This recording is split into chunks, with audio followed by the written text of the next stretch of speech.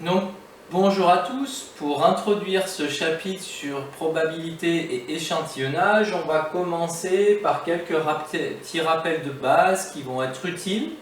On va parler notamment dans ce chapitre de probabilité, d'expériences aléatoires, d'événements, d'issues, de hasard, de chance.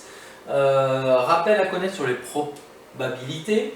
Donc, chaque résultat possible d'une expérience aléatoire est appelé une issue.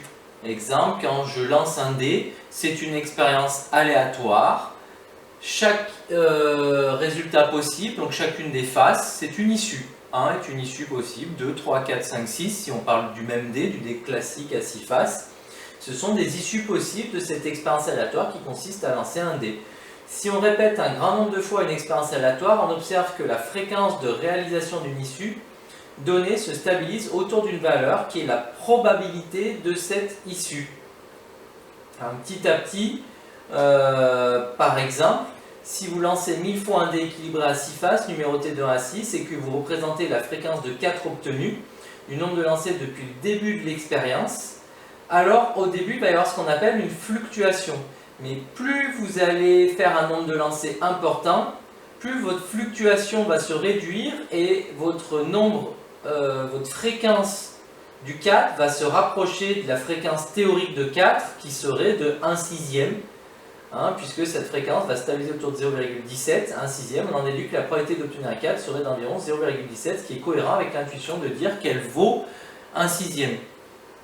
Dit autrement, expliqué autrement, si vous lancez 60 fois votre dé, la théorie c'est 1 sixième de 1, 1 sixième de 2, 1 sixième de 3, etc. Donc 10 fois le 1, 10 fois le 2, 10 fois le 3, 10 fois le 4, 10 fois le 5, 10 fois le 6. Mais vu que c'est une expérience quand même qui reste aléatoire, il va y avoir une certaine fluctuation. Plus vous allez augmenter votre nombre de tentatives, votre nombre d'essais, votre nombre de lancers, plus cette fluctuation va être réduite. C'est-à-dire que si vous avez le temps, lancez votre dé 6000 fois, et là votre fluctuation va être beaucoup plus faible.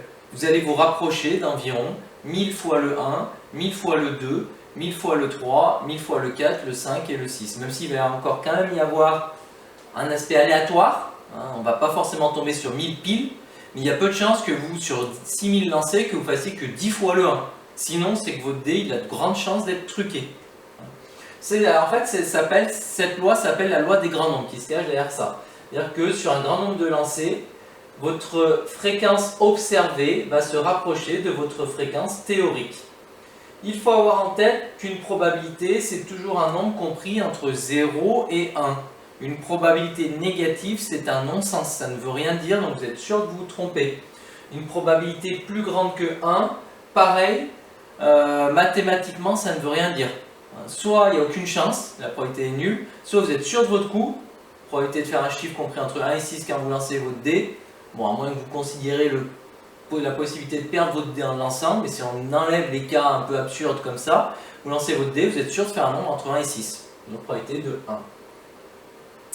Dénombrement élémentaire. Pour calculer des probabilités de base, quand toutes les issues d'une expérience aléatoire ont les mêmes chances de se réaliser, on peut calculer la probabilité d'une issue en utilisant la formule nombre de cas favorables divisé par nombre de cas possibles.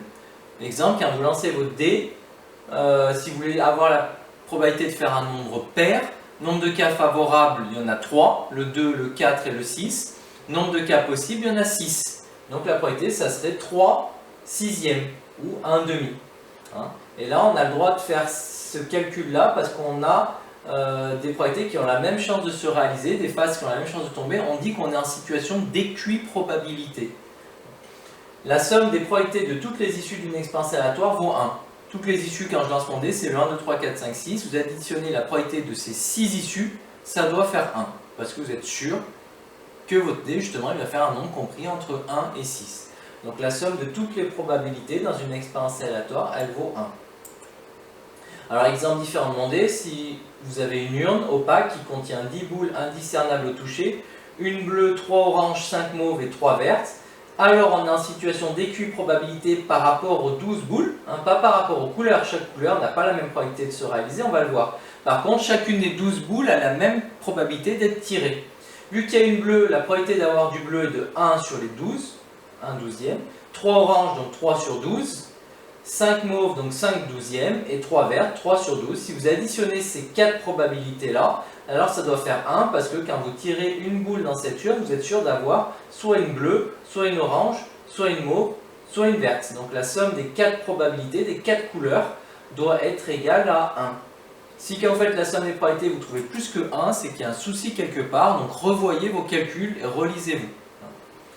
Donc voilà pour les premières notions à avoir en tête avant d'aller un petit peu plus loin.